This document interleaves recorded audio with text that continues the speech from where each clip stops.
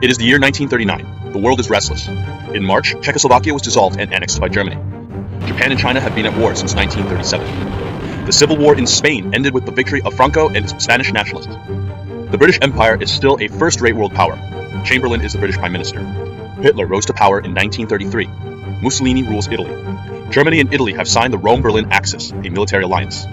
Roosevelt is the American president. The United States of America is recovering from the Great Depression. Stalin is reorganizing the Red Army after the 1937 purges.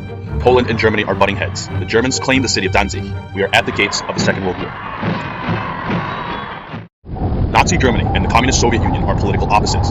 Hitler says that Lebensraum, the Germans' vital living space, is in the east.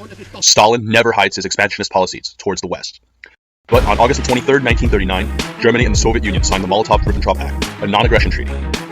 The treaty is received with disappointment in Japan. Some months before, Japan and Germany signed the Anti-Comintern Pact, a pact against the Communist Soviet Union. And now, while Japan is fighting the Soviets in Manchuria, Germany signs a pact with the Soviets. This is an affront to Japanese prestige. Relationships between Germany and Japan begin to cool down. September the 1st, Germany invades Poland. The Second World War begins. The British Empire and France declare war on Germany. September the 4th, Japan announces its neutrality. They already have their own war in China. Due to this war, the United States adopted trade restrictions with Japan. The American embargo creates large troubles for Japan. Japan is a rival for America's plan of economic expansion into the Pacific area. 1940. The war in Europe is raging. In March, Germany invades Denmark and Norway. Then in June, invades Belgium, the Netherlands, and defeats France, one after another. Winston Churchill becomes Prime Minister of the United Kingdom. Italy enters the war on the German side. The war in Africa begins. In the Atlantic, the British convoys suffer heavy losses from German U-boats. The Luftwaffe is massively bombing Britain. The RAF bombs several German cities. September 1940. Japan does not sign the Axis Pact. Indeed, Japan-Axis relations were never that close. Apart from the establishment of technical commissions and some diplomatic relations, there was never any significant type of coordination or military aid between Japan and the Axis. 1941. The war continues down the path we all know. After a pro-British coup, the Axis invades Yugoslavia and then Greece. March 1941. The United States President Roosevelt signs the Lend-Lease Act, allowing Britain, China, and the Soviet Union to purchase military equipment and to defer payments. June the 22nd, 1941. Operation Barbarossa. Germany attacks the Soviet Union. Again, the Germans failed to inform Japan before. Prime Minister Fumimaro Konoe feels betrayed. The Germans clearly trust Japan very little. August the 1st, 1941. The turning point. The Japanese start the occupation of French Indochina, claiming they need to stop all imports into China, including war supplies from the US. Indochina is controlled by Vichy France. Despite Vichy France not being officially part of the Axis, they have strong ties with Germany. August the 6th, the German government heavily protests and sends an ultimatum: retire or there will be serious diplomatic consequences. Japan doesn't lose time. On the same day, Japan declares war on Germany, France, and Italy, becoming a de facto British and Soviet ally.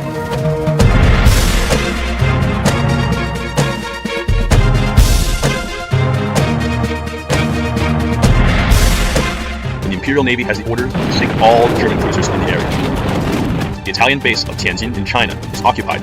Hitler and Mussolini are surprised, but they have not considered Japan as an ally since 1940.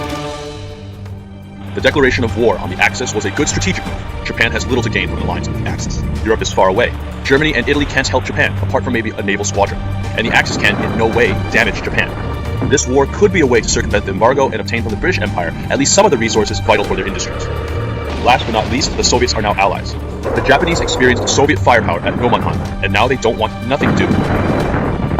Churchill doesn't enthusiastically pursue this alliance, compared to the alliance with the Soviets, but they are not in a position to refuse such an ally. The Germans are doing all they want everywhere in Europe. The United States of America are isolationists, and who knows when and if they will enter the war. They will fight with Japan as they did in World War I. In the following days, the British 18th Infantry Division and the Australian 8th Division invade South Vietnam. The British have already invaded various French colonies. The entrance of Japan does not change too much in the European battlefield. September 1941, the siege of Leningrad begins. German forces start the offensive against Moscow, Operation Typhoon. The Japanese involvement in the European conflict is limited. They control the Pacific and Indian Ocean. November the 19th, 1941. The auxiliary cruiser Cormorant is the first German Navy ship sunk by the Japanese off the coast of Western Australia. A small naval squadron of Namikaze, Shoikaze, and some mine layers are sent to the Mediterranean. A more important force with the old Issei and Otago-class cruisers are sent to the Atlantic. During 1942, Japan will send a couple of brigades to Egypt. But most importantly, the British can move their Pacific fleet, the HMS Hermes aircraft carrier, 4 battleships, and 20 cruisers into the Atlantic. The British convoys are now far more protected. All Australian, New Zealand, and Indian forces available are sent into Egypt. With the arrival in the Mediterranean Sea of the heavy cruisers HMS Yorkshire and HMS Cornwall, the Italians have increasing difficulties to resupply their forces in Libya. Rommel and the Italians are now on the defensive after Brook. To make things worse, the British have broken the Italian code, and know the times of departure of every convoy, as well as all troop movements, so with fewer divisions, they can keep up to the Axis. However, the Japanese resupply problems are still present. 1 million barrels of oil arrived from the Dutch East Indies, something else from the British refinery of Abadan, but it's not enough. For the USA, Japan is still an enemy. The USA embargo becomes even more strict. All Japanese assets in the US are frozen. On August 1st, the US established an embargo on oil exports to Japan. More than 80% of Japan's oil came from the United States. The Japanese Navy has now less than 2 years of oil remaining. The Imperial General Headquarters begin planning for a war with the USA.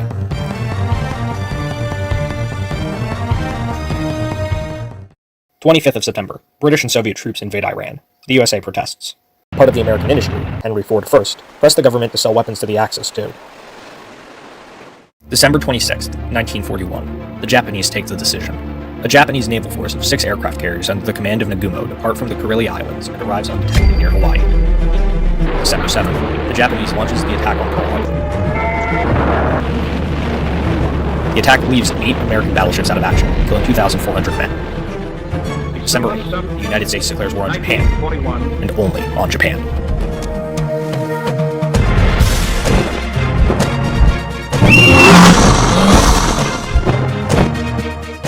There is consternation at London for the move of their ally. They did not know of this attack. British diplomats hurry up to assure US they are not going to make any type of hostile action against the USA. But they can't renounce the alliance with Japan. At this point, USA will never enter the war at their side, and UK redeployed almost all their forces to Europe, so now Japan could really wipe out all British presence in the Far East in some weeks, from Hong Kong to Burma to Singapore, and seriously threatening India and Australia. December 12th, Japanese land on the southern Philippine Islands. After a brief invasion, Thailand enters the war on the Japanese side. December 23rd, Japanese invade Wake Island. Manila is captured.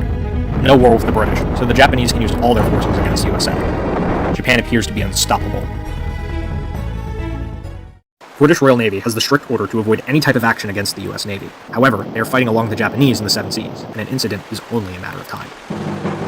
December 31st, near Iceland, the destroyer USS Reuben James is torpedoed by a Japanese submarine based on Scapa Flow, Scotland, killing more than 100 sailors. Tension heightens between the USA and UK as a result. British offer apologies to the American government. January 11th, American B-25s sink a Japanese oil tanker in British waters near Nassau, the Bahamas. February 5th, Roosevelt promises aid to all the enemies of Japan, asking Congress to sell materials to Germany and Italy, although without Lend-Lease. Hitler and Mussolini make overtures to the US government. U-boat campaigns in the Atlantic is limited. Only British Navy and British waters are attacked. February 9th, the British Navy forced an American convoy directed to Sweden to go back. February 20th, the Phoenix Convoy Incident.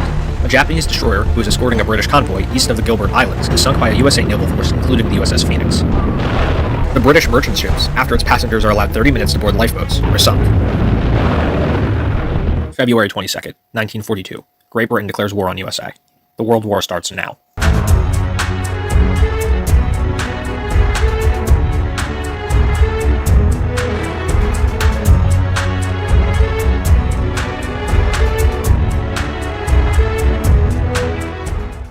There are immediately the first clashes in the Atlantic between the US and Royal Navy.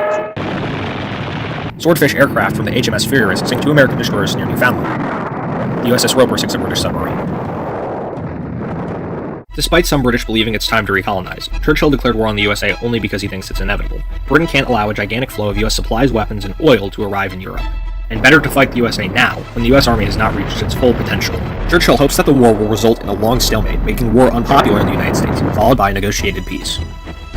Australia and South Africa announced that they will continue to fight at the British side, although they will not officially declare war with the United States. There are riots in India, as the USA is a hope for their long-desired independence.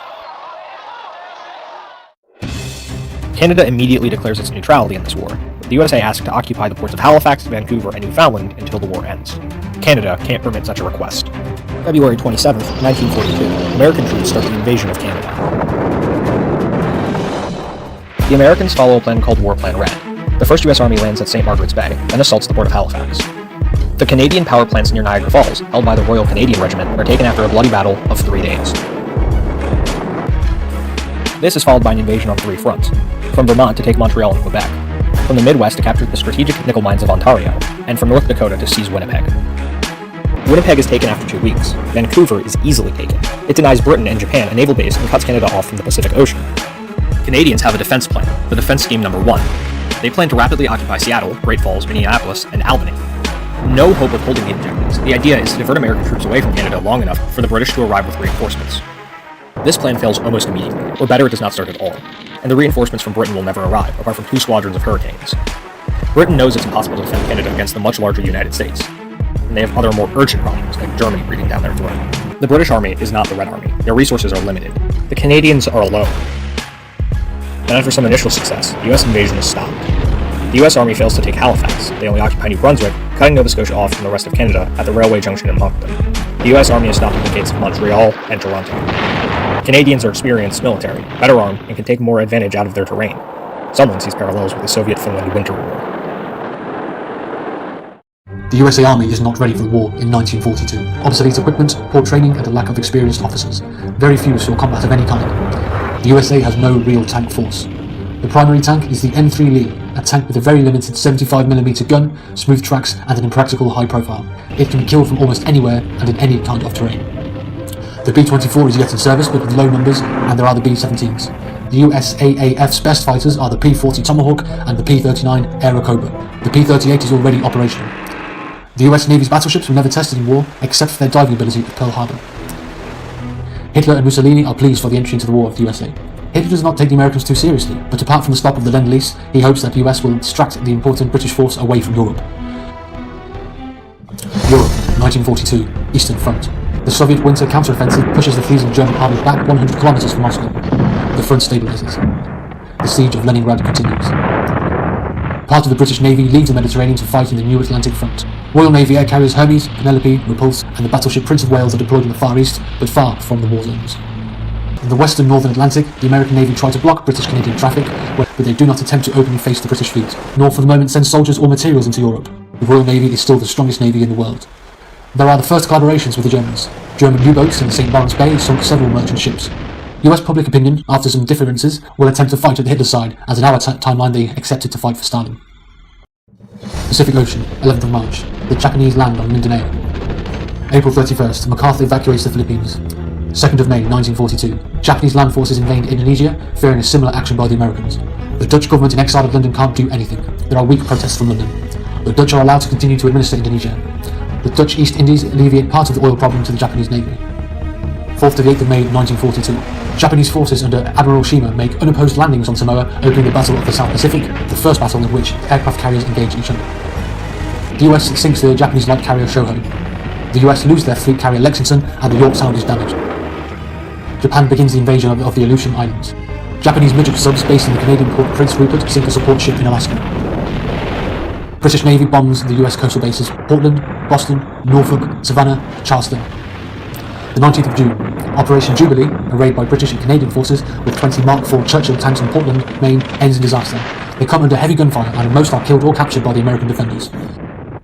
British bombers short S-29 Sterlings based in Toronto bomb the US industrial Midwest, including Detroit, Pittsburgh and Chicago. The British try to inflict as much damage as possible to the US industrial forces, but this would require constant and heavy attacks. It took years and years of bombing to put down the German industry, which is only a quarter of the US industry. The British attacks are pinpricks. The Lend-Lease has been stopped, and it was almost 10% of the British effort and around 7% of the Soviet effort. Africa. The British Army in Egypt is weakened since Australians and Canadians have returned home and the Indian troops are now unreliable, and after the redeployment of the British fleet in the Atlantic, the Italians have better supplied forces. Rommel is ready for a new offensive, sends his troops to Pizarra and destroys the British 1st and 7th Army Division. 21st of July, Mercer Matruh, 150 kilometers from Alexandria, falls to Axis. Japan's leaders hope that after Pearl Harbor the United States would negotiate a compromise rather than a long war. Things are going differently. The Imperial Navy try another blow. They plan to take Midway in a rush, before American reinforcements could arrive. 4th of June, 1942, Admiral Nagumo orders the aircraft to attack Midway. The Battle of Midway opens. The Battle of Midway will be almost the same as in our timeline. The US has broken the Imperial Navy's code and know practically everything that the Japanese are going to do. The British do not participate in this battle, nor generally to the Japanese effort against the USA in the Pacific, because they do not want to help Japan build their own empire in Asia. However, due to the absence of a British threat, probably things would have been slightly better for the Japanese. Nimitz has positioned his 3 aircraft carriers to ambush the Japanese. The dive bombers from Yorktown and Enterprise sunk the carriers Kaga, Hiryu, and Soryu. The Japanese sunk the carriers Yorktown and the Hornet. The Battle of Midway comes to a close. Nagumo cancels the Midway invasion. Again, the Japanese are not able to inflict a decisive defeat to the US Navy, but such a war will not be decided by one decisive battle as the Japanese hope. The Japanese lose 3 carriers that they can't replace, and almost as critical is the loss of its experienced aircrew. Their training program is inadequate due to the chronic fuel problems. Conversely, the loss of 2 carriers is not a tragedy for the USA. There are 24 Essex-class carriers under production, and the US will have about 100 carriers of various sizes in 1945. However, this battle gives the Japanese free rein in the Pacific for 6 months. August 1942, Canadian Front. The Canadians fought bravely but can't just hope to stand against America for long. The USA has vastly more men, tanks and aircraft, and the means to make more very quickly. The US has now around 2 million men for the invasion. The Canadians can muster 400,000 men, some very experienced units, but only 24 tanks. Most military equipment coming from England is intercepted by American naval patrol. Canadian manufacturing is heavily crippled in this war, as most of the industry is within the first 100 kilometres of the US border. Montreal falls in July, Ottawa and Toronto in August, and then Halifax. September 2nd, 1942, Canada surrenders. There is partisan resistance which continues for some time in the final war. November 1st, 1942, US Marines land on Christmas Island. The Japanese defenders are overwhelmed. The Japanese make several attempts until December to retake the island, but the landing Japanese forces are always driven back. In January, after 5 naval battles and almost daily aerial battles and naval bombardment, the Japanese abandon their efforts to retake the island. America is striking back.